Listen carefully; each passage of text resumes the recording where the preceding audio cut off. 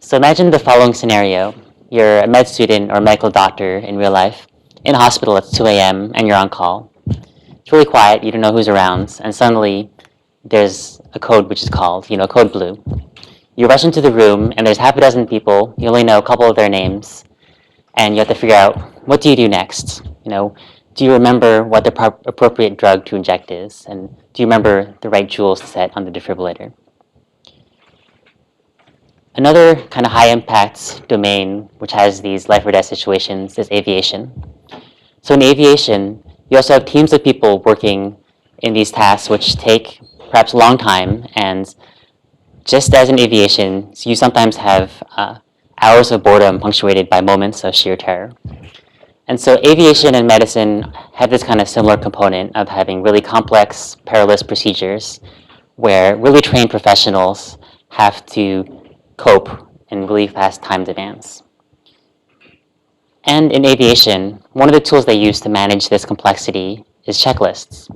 So for several decades now, it's been very standard to use checklists during routine operations and during crises. So when you're taking off, you pull out the checklist. When you're about to crash into the river, you also take out the checklist. It doesn't really matter. So in contrast, in medicine, the use of checklists hasn't been as widely distributed or used. It's something where only now are checklists starting to be used much more commonly during both routine care and in crisis care. So Atul Gawande is one of the people that has kind of popularized and kind of written really cogently about the importance of checklists in medicine. And here's some example of one of the checklists that has been well studied in terms of helping people to do better surgeries. So it has very simple things such as, before you start the surgery, do you do a timeout? Is it the right patients? Is it the right procedure? Is it the right side? And then you go through all these pre-surgical safety timeouts. But similar checklists have actually been shown to make big differences in outcomes. So in 10-day trials looking at central lines, it drastically changes infection rates. And in other multi-site trials, it can really change lives and save lots of money. But in contrast, medicine is still kind of evolving as a field. Unlike in aviation, there's no kind of central body which records all medical errors and records everything which happens. So this is an example of what you might see in a hospital OR, where doctors may just kind of go and write down some of these information by hands that may help them during their tasks. Here's a more formalized version which they use at Stanford. So if you're at an institution like Stanford or Harvard Medical School, you'll be trained in the use of these checklists, and they call them more broadly cognitive aids during your training. So this particular cognitive aid addresses the condition of pulseless electrical activity, and it kind of walks you through things you should check and make sure you don't miss, as well as things that you should think about during the treatment protocol. So how do these cognitive aids help when they do help? So if you think about it, they're an aid to not only memory, but attention. So oftentimes, if you're called into code, perhaps you haven't done this procedure in a month or a year. There's also procedures which most doctors don't see in their lifetimes. And are you going to remember the right procedures that you want to do from your medical training? So besides memory, it's also an attention aid. Are you attending to the right things in this right moment? So we know that during stress, your attention narrows and your cognitive processes get more limited. And so these external cognitive aids essentially put knowledge into the world rather than keeping them in your brain. They also help with training. So they kind of define these mental schema so that both novices and experts can kind of go back and refer to them and keep up to date with what changes in medicine. And one might argue that cognitive aids may help teams maintain a shared mental model. If you pull out the aid, do you know what procedure we're doing? Are you on the kind of same page? And it's been shown in aviation that shared mental models can increase team performance. And finally, when you talk about individual performance, one doctor said that you really want these aids to raise up the level of these lowest performers. So maybe people who are less experienced or are working on something which is not their specialty. You want to kind of raise these people up to the average. So as part of our design process, we spent some time observing this anesthesia crisis resource management class. So this is adapted from aviation, where they have these crisis management classes or cockpit resource management classes, where they teach people the kind of soft skills or non-technical skills that they use to work together. For example, how do you delegate and work as a team? How do you anticipate and distribute workload? How do you allocate your attention and use all the resources that you have available? So in this project, we focus specifically on the attentional aspects and on these resources aspects. So these kind of cognitive aids are just one of the resources that doctors can call upon as they're solving problems. So during your medical training, maybe you're sitting in LKSC across the street, kind of paying attention in lecture as you guys have done. But an important part of their training is not just in lecture, but in more realistic situations. So just as in aviation, people will train on simulation for many hours before they graduate, medical doctors are starting to train more in medical simulations. So these are high-fidelity medical simulators where doctors actually go in and practice skills such as, how do you pay attention and keep track of all these tasks which are going on in a busy scenario. So pictured here is actually a simulator in the basement of the Lake Hashing building across the streets. And you have people participating in these kind of simulated emergencies. You have these really fantastic and comprehensive medical simulators where everything is real except the patients. You have the gases, you have drugs, you have vials, you have all these things which you can operate on. But the patient is obviously a mannequin. And the mannequin can talk, it can shake, it can emit various bodily fluids at certain points in time. So basically, you kind of forget that you're working with this kind of fake patient. But behind the scenes, there's these kind of dungeon masters or people controlling the situation from behind the scenario. And so here you have David Gaba, who's actually an anesthesiologist here, who pioneered high-fidelity simulation in anesthesia 25 years ago.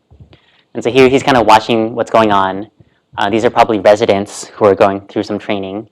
And there's a pre-scripted scenario, what monsters will you run into and what will happen. So they'll be controlling the patient, kind of changing their life vital signs and kind of directing. Sometimes the voice of God will say certain things like, they'll ask like, oh, is this going in a certain way? And then if the simulator doesn't support that, the voice of God will say, yes, you feel something that is lumpy or something. So it provides for human-computer interaction researchers this great opportunity to not only observe in situations where you don't have to deal with HIPAA concerns with privacy, and also you can kind of intervene. So in HCI, you talk about Wizard of Oz, where someone can kind of control behind the scenes, and this provides a really great opportunity for kind of amazing Wizard of Oz scenarios. So Jesse and I spent a year and a half kind of observing lots of these different anesthesia courses. So we watched dozens of doctors kind of go through many of these scenarios, watching from safely behind the one-way mirror. So for example, we watched the same patient die in the same way half a dozen times from the same exact thing. But we saw half a dozen doctors treat that patient very differently in terms of how they diagnosed that patient, how they delegated amongst the team. Did they ask people for heads help in addition to hands help? Did they communicate effectively with other people in the room? For example, did they say, Stu, can you get me the crash cart? Versus in thin air communication, such as, I need a crash cart. So in terms of other individual errors, we noticed that people would often be blind to certain changes in the environments. They wouldn't see that the patient had gotten into VT. And so when one person noticed it and said it to the other, they actually didn't make that successful communication. So one doctor would say, oh, the patient's in VT, and the other doctor just didn't realize that wasn't paying attention. Sometimes they just get the diagnosis wrong. So perhaps it's a condition which most doctors don't see in their lifetimes, and they think it's something which is much more common. Sometimes they get the algorithms wrong. So perhaps they shock and then check for the pulse instead of doing CPR immediately. Or perhaps they're compressing too slowly or not deep enough. And one thing we also noticed is that they lose time and they just do things late.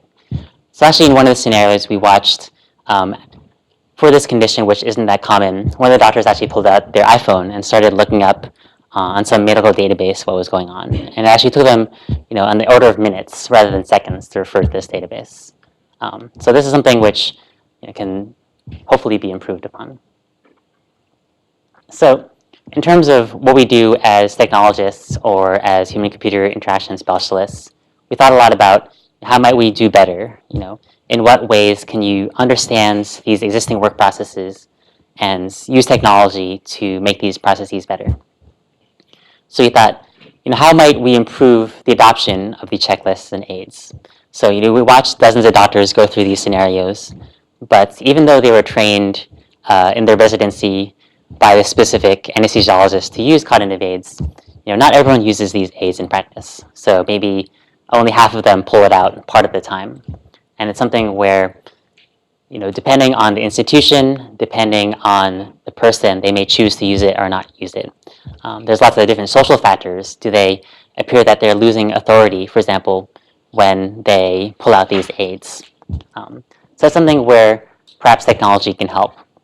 So something we haven't studied yet specifically, but maybe a factor is that, do you appear more authoritative if you pull out a tablet versus a paper display, which some of our interviews may suggest. How might you make these aids really easy to access? So we watched doctors as they were going through these crises, and sometimes they would pull out the aids, but then they would put them down. And so people have observed, you put the aids down, you put other things on top of it, you kind of hold it in one hand. It's something where just having this paper is not a very kind of usable form factor for this really complex environments. How can you also design these aids to be quickly assimilated?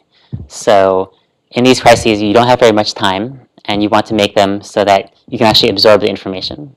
So the analogy from kind of mobile interaction is, how do you get driving directions? So back in the day, you just get MapQuest step-by-step directions. But now with GPS, now that it knows where you are, it can give you turn-by-turn. And it turns out that in that research, you can actually spend less time looking at what the next step is because it's more contextualized. And this is also an area where lots of different design comes into play. For example, the actual cost of using the aid can be broken down into the visual cost of finding the aid and parsing it, then the cognitive cost of understanding it, and some of the interaction costs. So if you can kind of change these cost structures, perhaps you can make it more common for doctors to actually pull out and then absorb this information. And then finally, you have these situations where the doctors don't have very much time or attention. Can you actually engineer the interaction and the design so that it works under these limited time frames? So are these aids mainly used by whoever's sort of situationally in control at the moment? Is there a reason why that would need to be the case? Why not have someone else in the room responsible for tracking whether or not you're sticking to the script? So that's a really good question. So in aviation, you have co-pilots where they have a very standardized routine for kind of do check protocols. So during takeoff, the pilot will, or the co-pilot may say, rudders check, aileron check or whatever. And in medicine, it's more complicated because you have much more complicated team dynamics. So in medicine, unlike aviation, you have all these people with very different training and cultures, so nurses and doctors and even different specialties. And so in terms of who actually gets to own the aid, kind of does determine kind of social factors. So for example, people have researched what happens if you introduce this reader role where a resident or a doctor starts saying like 5 minutes of the code, they say, well, here's a piece of paper, it might be useful. And then 10 minutes in the code, they say, oh, look, this is a paper relevant to this specific scenario. I'm going to read it out loud. And so it turns out that people have studied the use of these readers in codes, and it's a useful, effective thing. But then it's a question of who gets the authority. So like, if you're reading what should be done, are you then directing what needs to be done? And so that's partly why perhaps these reader roles have not been widely adopted yet, is because there's no clear standard of who actually reads these aids, who's in power, and how are they accessed. So I think it's a very interesting question, which also affects our design. So I'll talk a little bit later about how we designed the system so that doctors still felt in control, even though other people may be helping out with them. So we did a pretty long design process. We had the help of a lot of undergraduates over the course of 2 summers working on this. So in the first summer, after kind of watching these anesthesiologists, we kind of started this design prototyping process. And so thinking of these prototypes as a kind of conversation with the doctors. So we would build prototypes, kind of non-interactive, kind of sketchy ones with paper or Keynote. And then on a week-by-week basis, we'd go in, kind of get their feedback and kind of walk through these things. So sometimes we'd go into the simulator and do these kind of design charrettes and say, okay, you're in this particular scenario. Here is the technological version of your existing paper aids. Is this actually useful?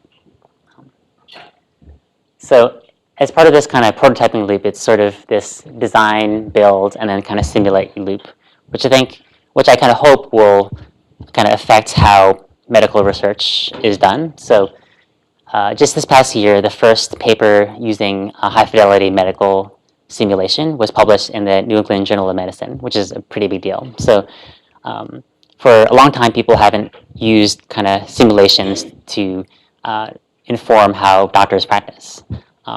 But now that this paper was published, looking at specifically checklists and cognitive aids, hopefully more doctors will kind of investigate simulation. And as technologists, it provides us a great opportunity to get in there and actually iterate and try things out at a much lower cost. So instead of going to a hospital and having to deal with all the privacy concerns and having to watch videos and delete them 12 hours later, as is the practice, you can actually kind of go this loop in a much faster way. So this is a little bit about how the ORs are set up. So we observed mainly anesthesiologist residents working in the OR. So how this works is that the anesthesiologist is in charge of perioperative patient care. So let's say a surgeon is doing things, they're probably in control, but if something goes wrong, like the plane starts going down is kind of analogy, the anesthesiologist is kind of like the pilot. So they're in charge of like takeoff and landing, and if something goes wrong. So let's say the patient starts hemorrhaging, or the patient's heart becomes tachycardic. The anesthesiologist usually is the one that steps in and kind of takes control of this situation. So the anesthesiologist on the right, let's say she's kind of looking at the patient from the top of the head of the display. So as part of our process, we built our interactive systems for these cognitive aids so that they could be used from multiple perspectives. So to address this issue of access, we built displays which were not only on large screens, but mounted on carts, which would come in. And so this is kind of like a stadium display, where if you're in a stadium, you can see with the action from wherever things are going on. But it also gives you this idea of the kind of complexity of this environment. And I think as an HI researcher, it's a really interesting field, because in comparison to office work, you have, you may even have a dozen people in a complex cardiac code that have very different training that are trying to do multiple things in the same co-located situation. So it gets really complex in the number of devices and the number of people in these environments. So after our design process, this is kind of what we came up with in terms of some of the form factors. So we experimented with putting stuff on the wall. The disadvantage of that is that doctors weren't always looking at the wall. They were often kind of going back and forth between the patient field and the vitals display / anesthesia machine and some of the drug carts. So instead, we tried mounting the displays on this crash cart. So if doctors call code blue in the OR or in the hospital, then nurses will bring in this crash cart, which has the defibrillators and epinephrine. So we just put this large display in there and also provided this kind of tablet interaction.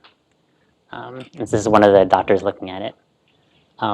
So we designed this system, and we built it so that it could be accessed from multiple places in the room. So because we had multiple displays, we then synchronized the interaction across the displays using WebSockets for these really low latency synchronization. So to address some of these concerns of who gets in control, because everyone can see it, and in theory everyone can control it, but in our system we're trying to encourage people to use the tablets to control it. This makes it so that the doctors feel that they're in control. And I'll talk a little bit more about this, but the idea is that we're essentially giving the doctors in charge kind of voice command interface into this, so that they can tell the nurse or the technician or even the other doctor that's controlling the tablet, can you bring up the aid, for malignant hypothermia.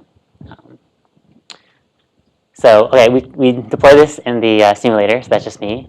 Um, and I got to put on scrubs and operate the system in simulation. And some of the things we learned from actually putting it in the simulator and trying it out with anesthesia residents was that we really needed to make it always ready. So doctors wouldn't use it if they had to spend a lot of time configuring and setting it up.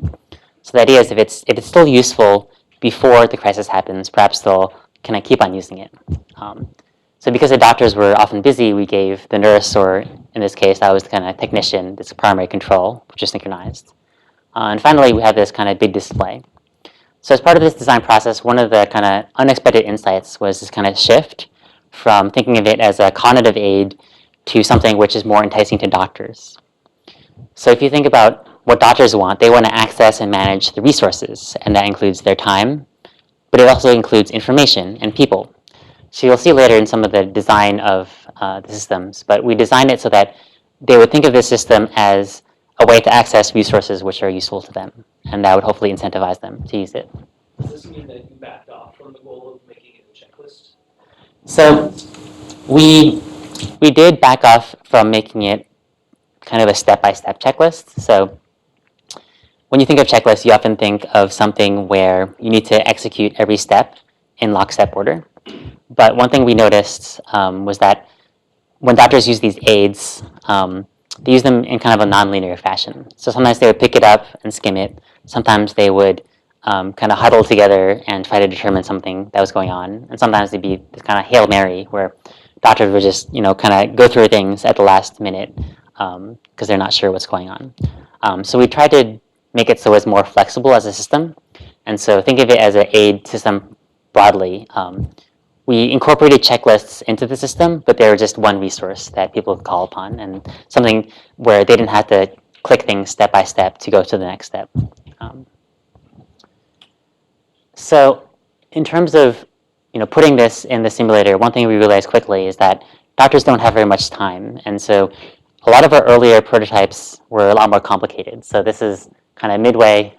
Well, I guess I'll show that later. So if you actually look at where do doctors look in some of these simulations, we mounted a head-mounted camera on one of the anesthesiologists and kind of tracked, where is this head-mounted camera looking as a proxy for their gaze and attention. And we went and kind of coded what they were doing and what they were looking at, and kind of looked at, this is like 6 minutes. And so it's something where they're kind of looking back and forth, not necessarily spending very much time looking at a single thing.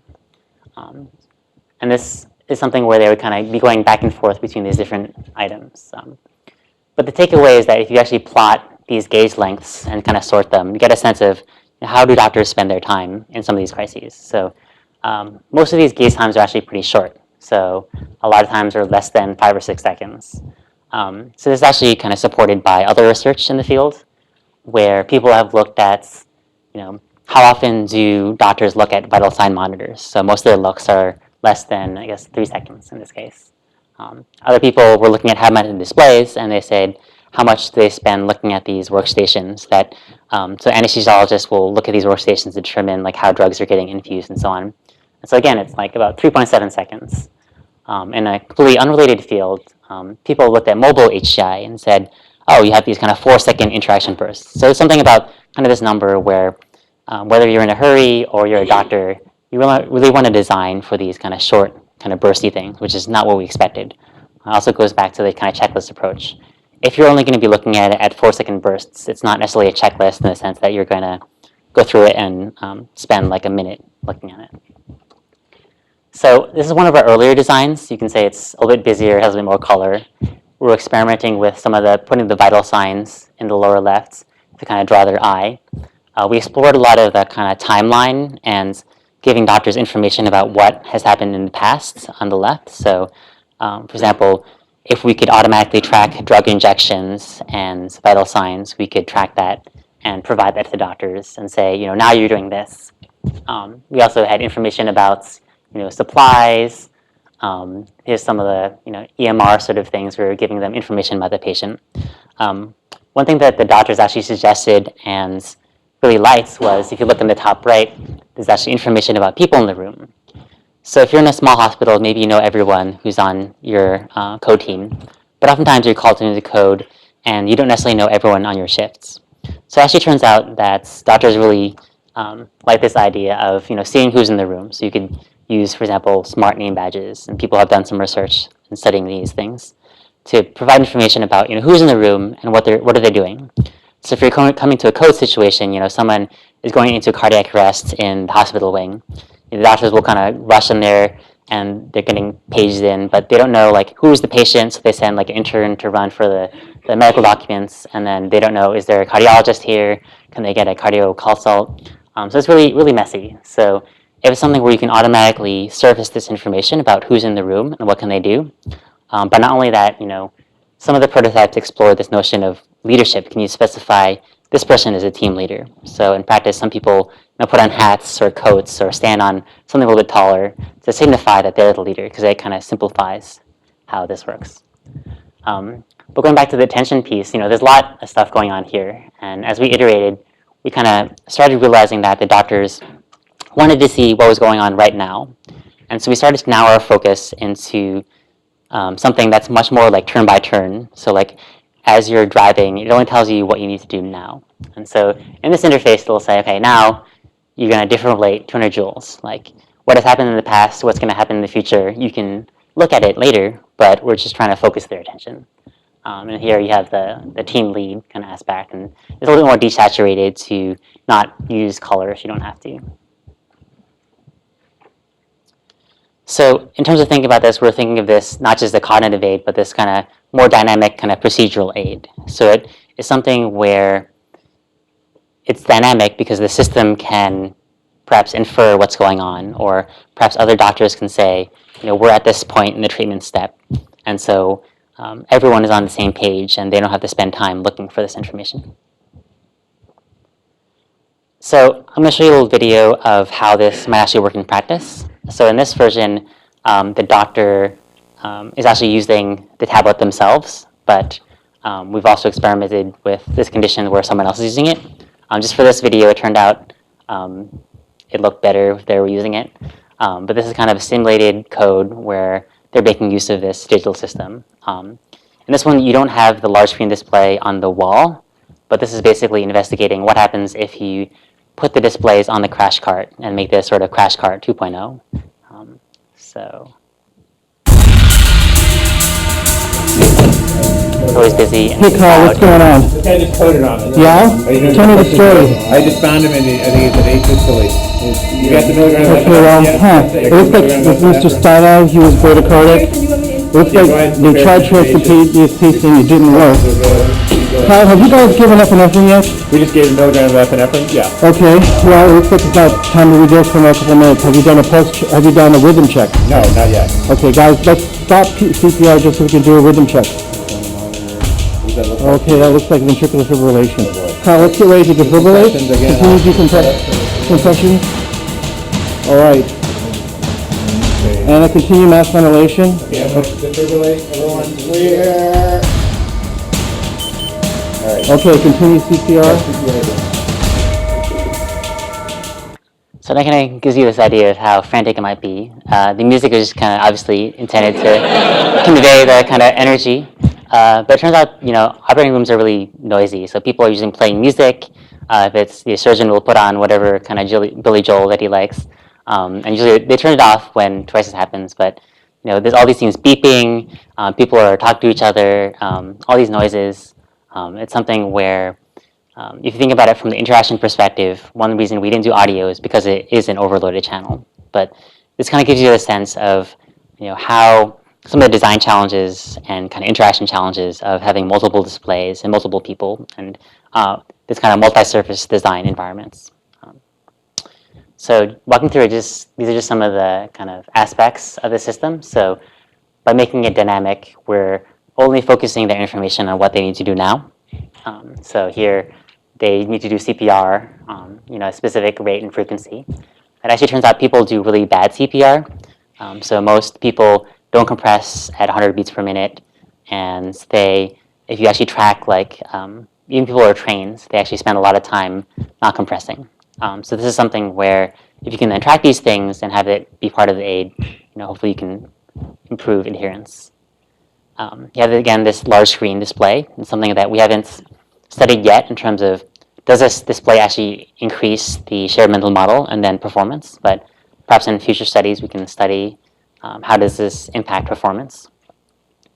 And then finally, this kind of mirrored display where you can kind of separate the interaction, so the technician can operate it, or the doctor can operate it, and the team can benefit from all the information.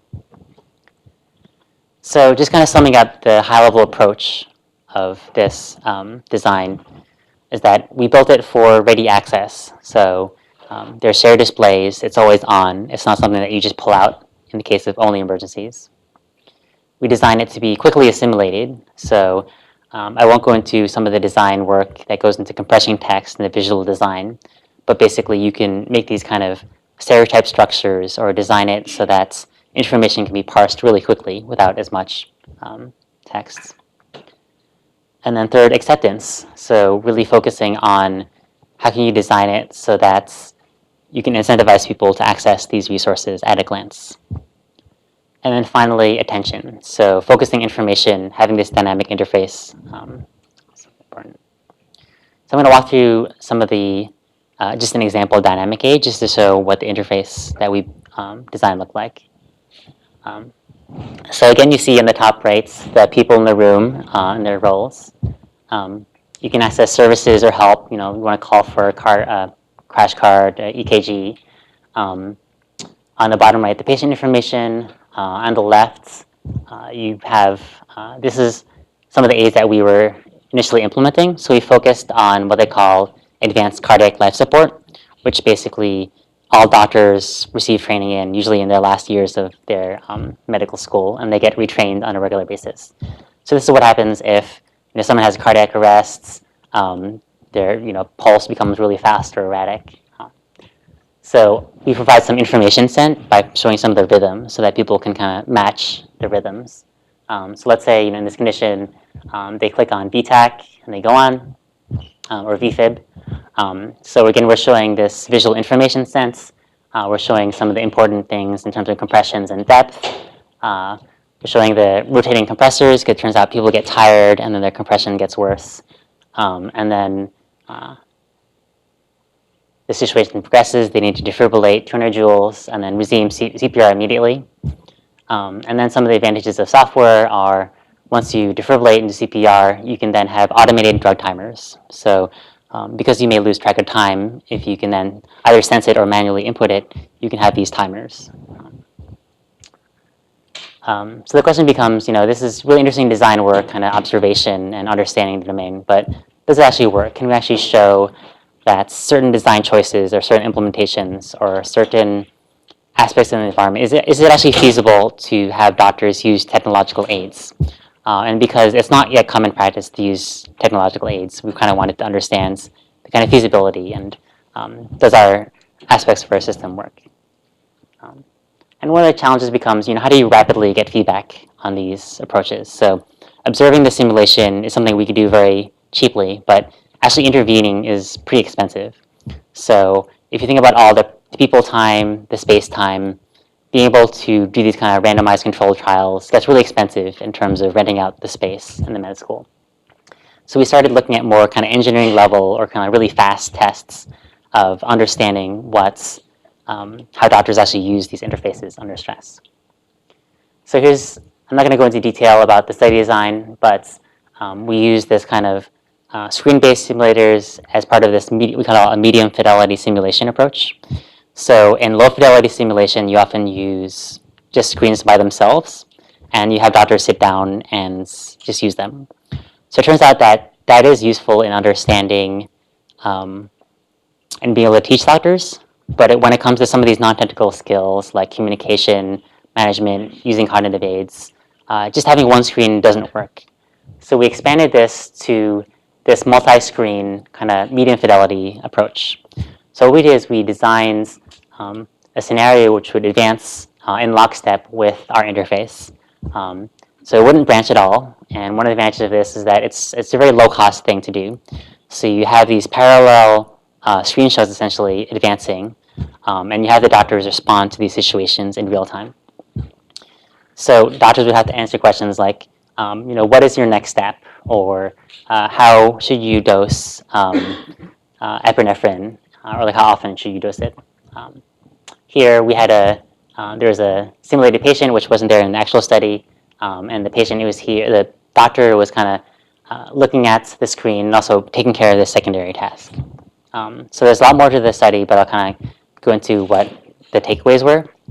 And the basic takeaway is that we looked at how much did people deviate from the protocol. So we had our medical doctors kind of define the kind of correct answers and the correct protocol, and then we went through and kind of coded the responses based on did they follow this protocol. So in a sense, this overestimates some of the errors, or perhaps it's a different class of errors. So for example, certain drugs, so doctors have specific preferences about what drugs they like to use or not use, even though the protocol says use drug X. Some doctors say, well, I don't really like the effectiveness of that. So some of these errors are kind of that noise of people have their own specific preferences. Some of these errors are just they didn't respond to the questions in time. So even we gave them 10 seconds and so even though some of the decisions you can wait for longer than 10 seconds, we marked it as an error if they just didn't respond within the time frame. So if you look at it, kind of close to a third was marked as an error of these responses. So we had these kind of 10-minute long scenarios. And we had this design, Latin square design, where the three conditions were having no aid, being unaided, being exposed to paper aids, which they have had training using different paper aids, but not necessarily these aids, and then our kind of software-based aids.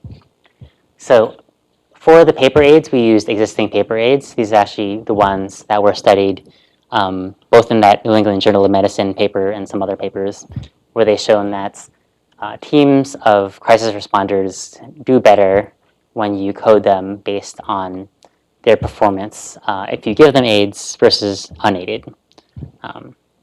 So in this situation, we gave them the aids, but we didn't mandate their use because that seemed more realistic. But it turns out in our study that there wasn't very much difference between the people that received the paper aids and the people that were unaided. And some of that may be that they weren't trained enough on these aids. So people often reported, I'm used to the American Heart Association kind of style of aids. So they have a certain mental model of how they think about the kind of CPR, dosed epinephrine, check loop, and they think of this specific flow chart, which is in the AHA. Whereas in these aids, maybe it's expressed in text, or maybe the guidelines are slightly different. So it may be that if people receive more training, or if the time constraints weren't as severe, presumably people would do better with the paper aids, but that's not what we found in our limited study.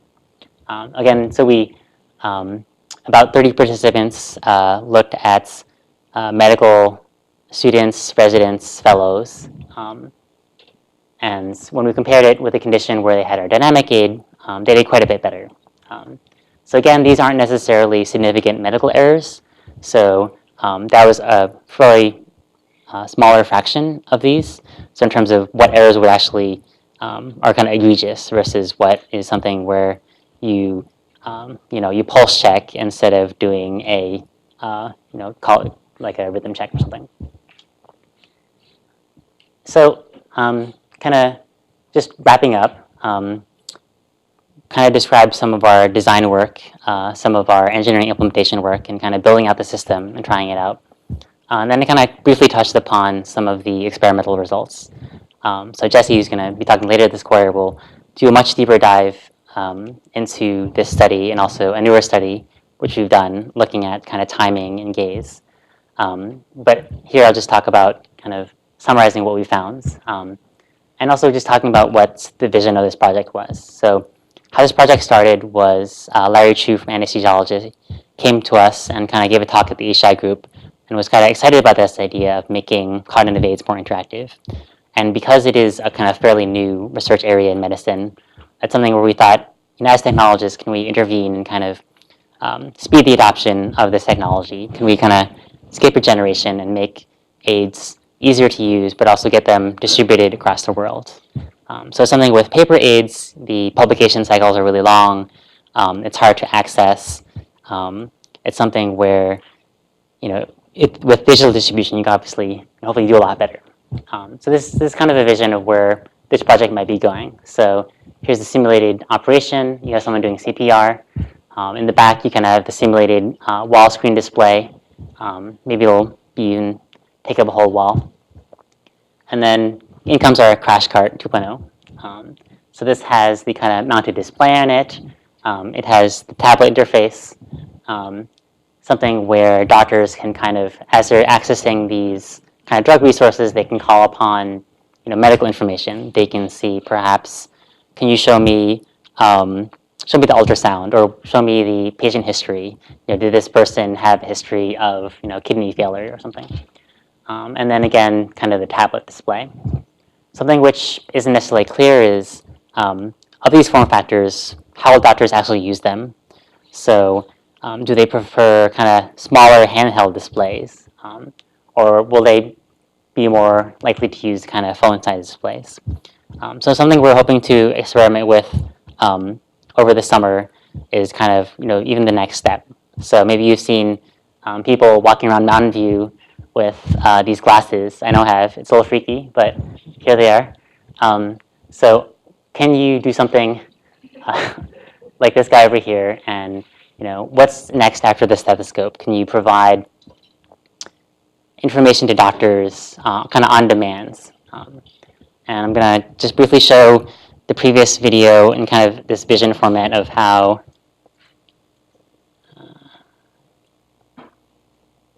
let's see.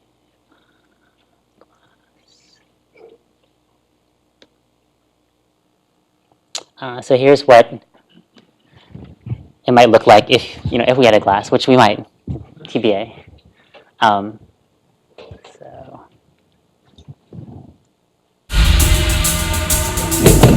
So again, it's something where using this information, you can get information about who's in the room, but because it's on the glass, you don't have to look away to access it. I just found him in Again, it's something where when you go into the room, you don't have to send people off to get the information display. I'll just turn out the volume, and you can just access it based on the information that's in the room.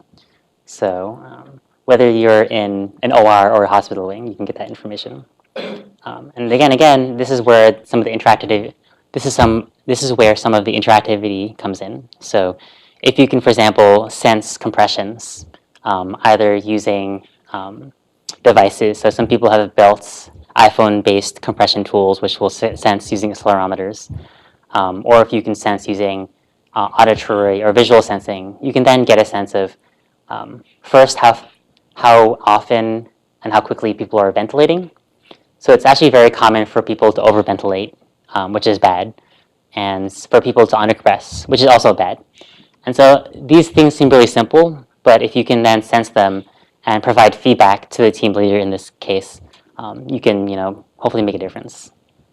And then finally, besides resources, you can also access kind of this dynamic aid information about the protocol. So what should you do now? Something where you can kind of make sure you're on the right track. And then, okay, they save the patient.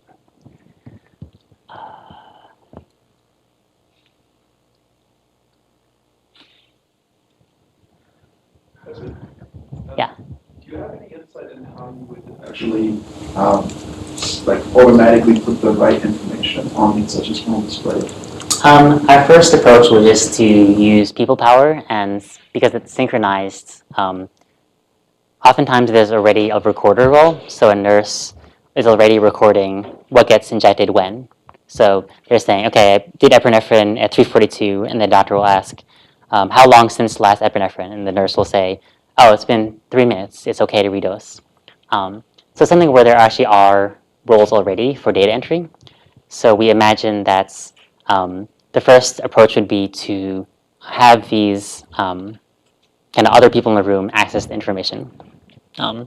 People talk a lot about kind of AI, but actually I think what will happen before AI is the role of the crowd and kind of remote work in medical hospitals. So because the cost of having doctors actually here is so high, you can imagine, for example, if you were remote, you actually may be able to provide better feedback. So it turns out if you're standing outside the OR situation looking in, things seem very calm, whereas people inside, they don't always appear calm, and when they come out, they talk about how it seemed more stressful. So it's something where with crowd work, if you could, for example, have a platform for secure crowd work where doctors could then help out, it's something where they could kind of direct things.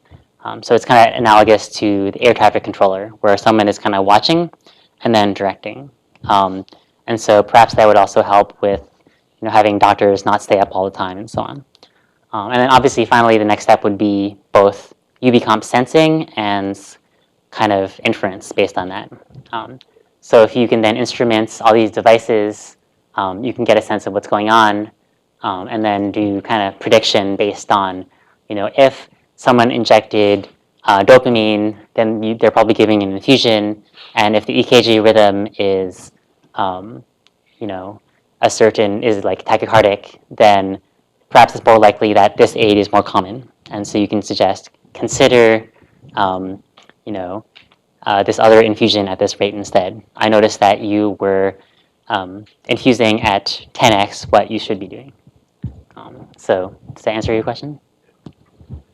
I can see that these dynamic cognitive aids would be really helpful, accessible, as you say, large screen, they can be sequential and follow the protocol with time. But to the extent that you have interactive checklists as part of the cognitive aid, have you looked into the error rate for data entry in a very high stress time? So, the doctor says, oh, the nurse will input that because, oops, blood pressure going down, I got to treat the patient. Without a real designated data inputter, and then even with one, as he was saying, error rates in self-reports and in input. It seems like you might be generating other kinds of errors with dynamic checklists. This is true. I think with respect to input error, we didn't do a lot of observation with understanding, how quickly could people write these things down or record them. But just in our observation process, we observed a lot of communication error, and so that may even trump this kind of input error. But you're right in saying that there may be a different class of errors with this technology. For example, if someone brings up an aid, but it's the wrong aid, does that lead people down the wrong path? And with respect to inputs, I guess the hope is that if you can make it more visible, you can then service some of these errors. So the difficulty with communication errors is that it's just into the air, and it's not necessarily to specific people or to getting logged somewhere. So if instead, when the nurse is doing input or logging, it then gets shown into the big display, the doctor can kind of double check that. So I guess the whole principle is to kind of surface and make visible those possible errors. But we don't have that much time left, so I guess wrap up. That's the video link for the sketch of how you might work with a heads-up display. But just wanted to thank my collaborators, so Jesse, the doctors Larry and Kyle, Stu, Scott, and Pat, although were really helpful in this project. And I guess I'll open up for other questions.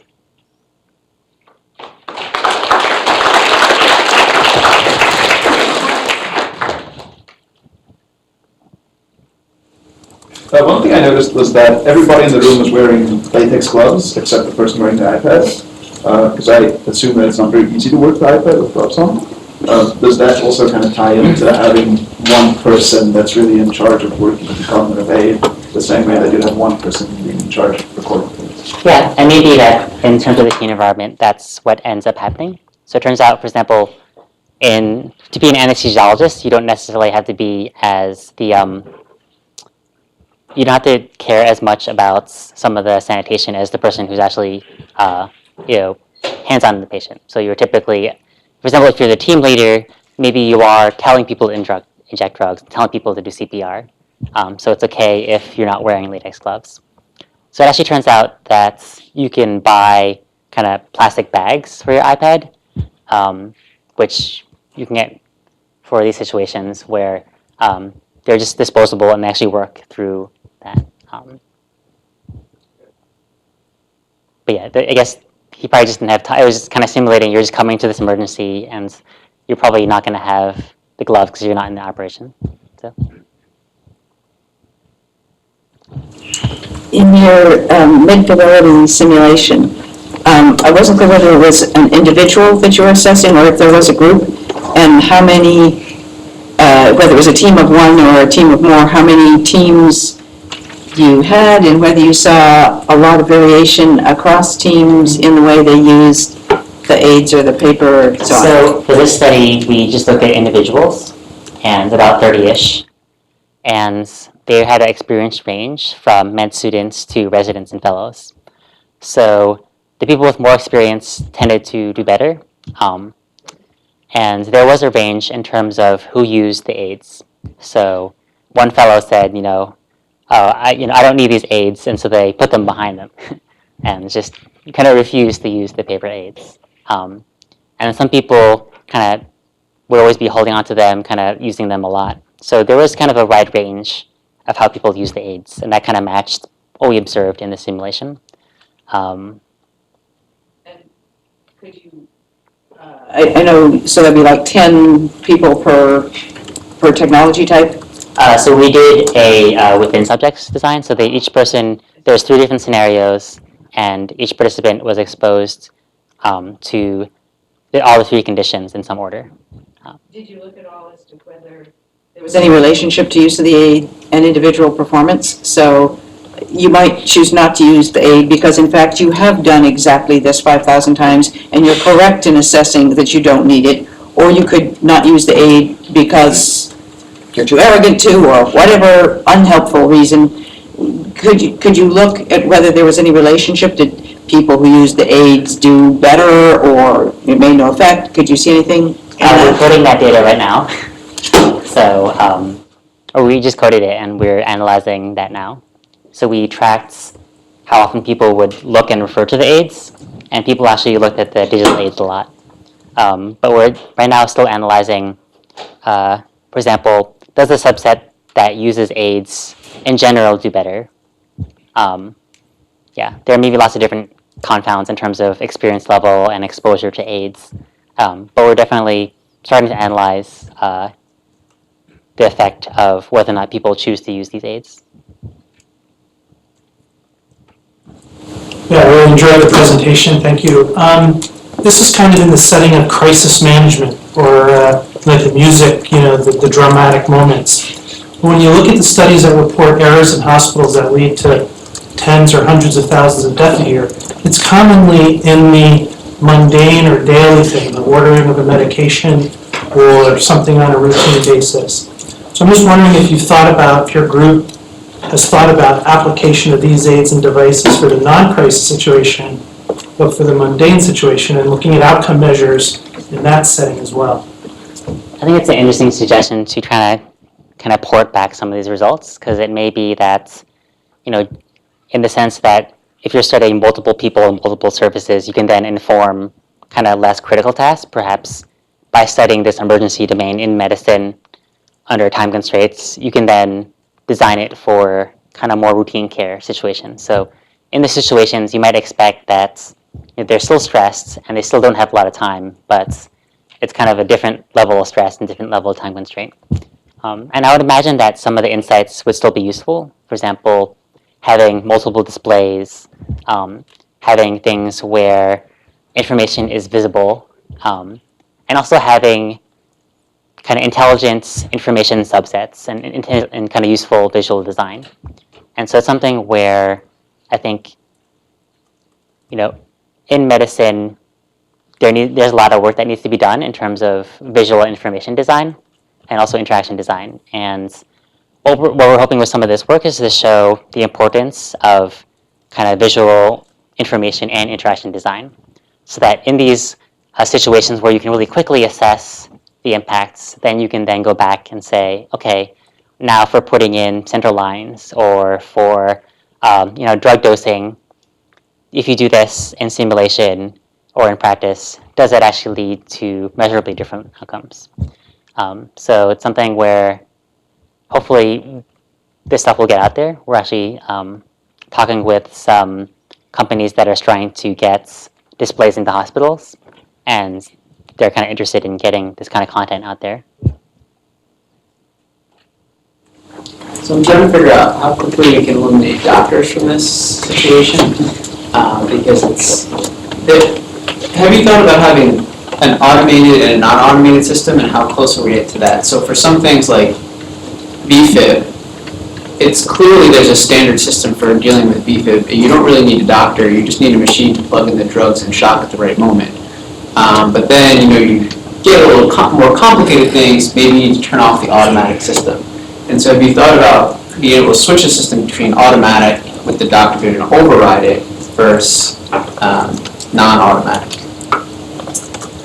I think it's definitely interesting to think about this automated, non-animated thing. So one condition where this comes up is if you look specifically, for example, at defibrillating, a lot of the doctors don't necessarily set the right mode for the defibrillator, and it's something where the instructors will say something like, oh, you should be able to tell the EKG rhythm without using the machine because you can do it faster.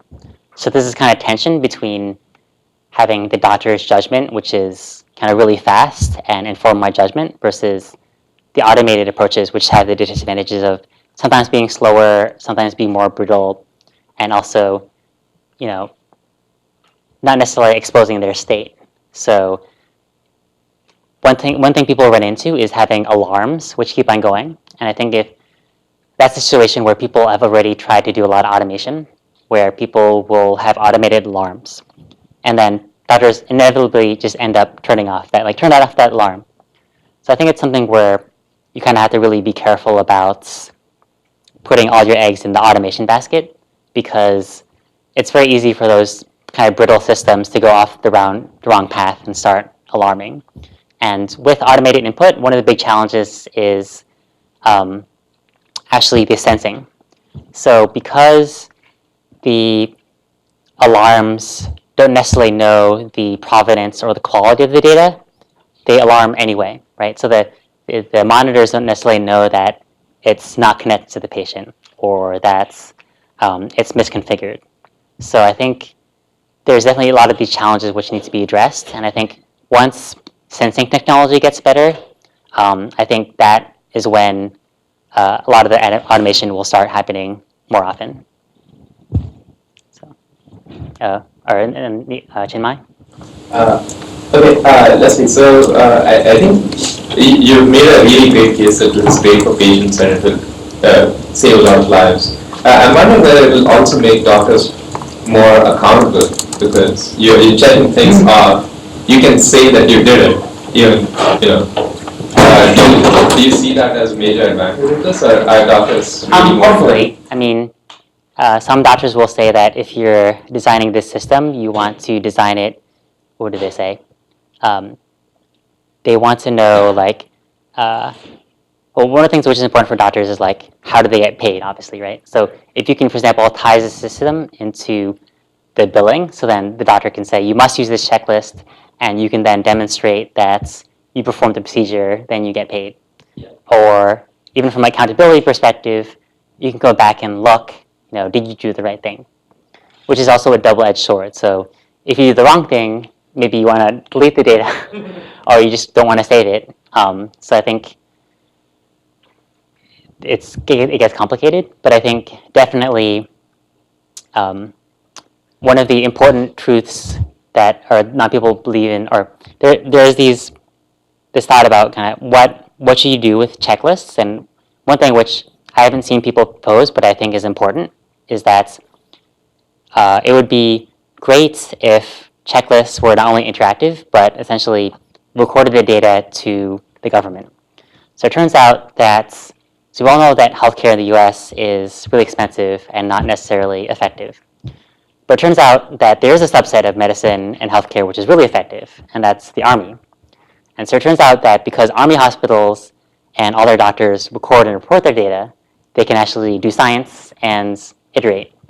And so in my vision of the world, you have these interactive checklist software deployed, and perhaps they are anonymized, but if you can then track what gets done and the outcome, that would be really valuable for medical research. Because right now, maybe the individual hospital knows or the chain knows, but it's not really aggregated in the same way that's, for example, aviation does it. So there's no authority which collects all important medical errors and then does analysis to improve that.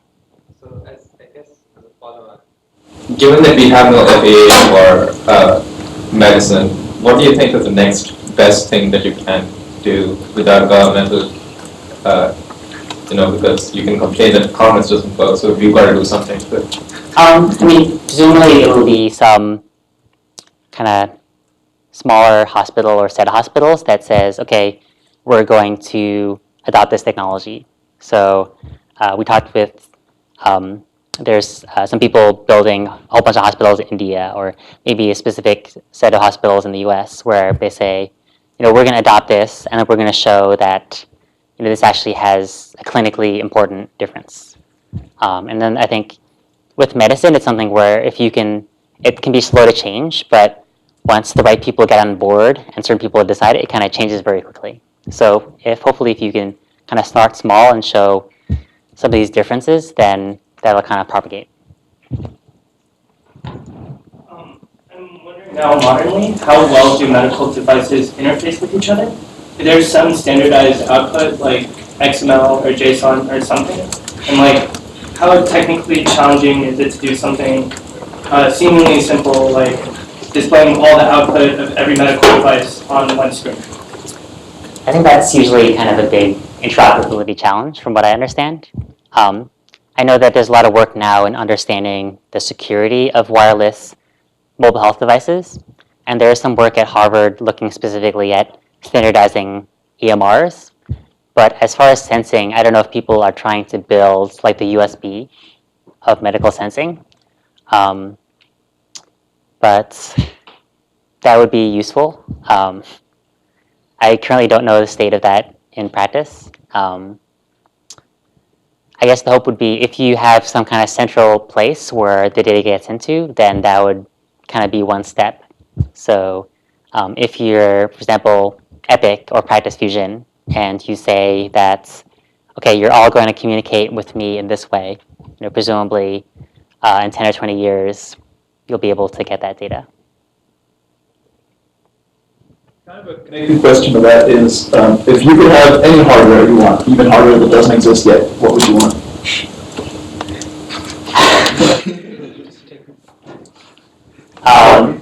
No, not just to take home, but I would go for thank. I guess that's a very broad question. I guess when it comes to checklists or cognitive aids, I think something with sensing would be pretty important. So being able to tell what doctors are in the room are doing and saying, I think could probably drive innovation as to what has been going on. And so, for example, I guess maybe my answer would be I would want a black box for medicine. So in aviation, all planes must have a black box so that when they go down, they investigate it. So it would be, I want a mandatory black box for medicine where it records in some privacy conscious way what goes on. And then if something does go wrong, or even if it does go right, then it kind of reports back to the hospital, to some bigger institution, just so that this kind of evidence-based medicine actually is what people end up doing. right, so it seems like the data input and then the data logging, these two things, and like the kind of output display stuff is good enough. the moment. So I can see two broad cases for when checklists are useful. One is the very, very common case where you have this very low probability event that I missed something that later cascaded into a big problem, and I got overconfident that I know what I'm doing. And another case is a situation where we veered off the rails into a world that I'm less familiar with. This is like the plane is on its way down. You know, you don't want to pull out that checklist, but you do because it's the best way to help you get through it. Do you have a sense of, you know, if you agree with that typology, which of the two is going to be more beneficial in medicine?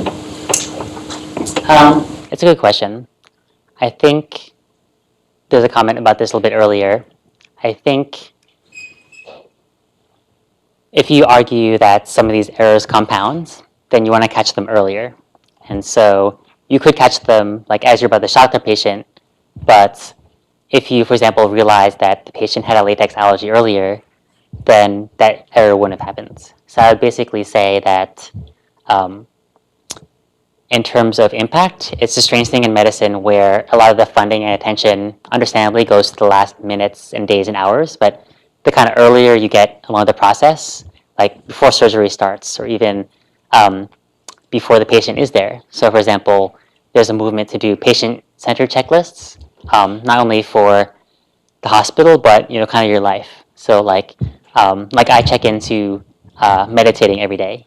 And so if it's something where you can have checklists kind of back propagate into how people live their lives, I think the further you go back there, the kind of greater the cost savings. But the harder it is to invest in and the longer it takes to evaluate. So it may end up being that you start at this crisis tail end, so things which take like, which kind of turn over really quickly. So like, you know, central line infection, you can probably detect really quickly, or things which are an order of like hours or days. And then you take that and you kind of back propagate it to more routine and then everyday life. And most of your field work so far has been in crisis situations. Yeah. Any other questions? Okay, thank you.